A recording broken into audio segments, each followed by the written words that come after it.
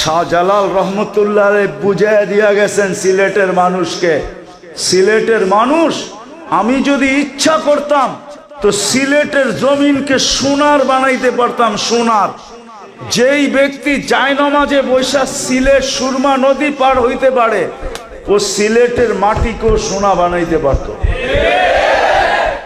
উনি বলছেন এইখানে বানায় কি লাভ হবে, এইখানে বানাবো না, জান্নাতে যায় বিল্ডিং সোনা দিয়া বানাবো।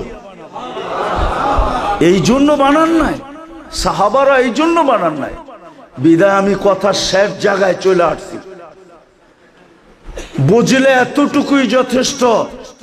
যদি আজকে এই মজমা অঙ্গীকার করে মনের থেকে, দিলের অন্তরের অন্তঃস্থল থেকে, যে আমি আল্লাহওয়ালা হইতে চাই, আর কিচ্ছু হইতে চাই না। কি চান আল্লাহওয়ালা হইতে? কে কে চান দেখি? পাক্কা না? নামান নামান। যুবকরা চাই কিনা? আরে যুবক, আল্লাহওয়ালা হইয়া দেখো, মজা কি।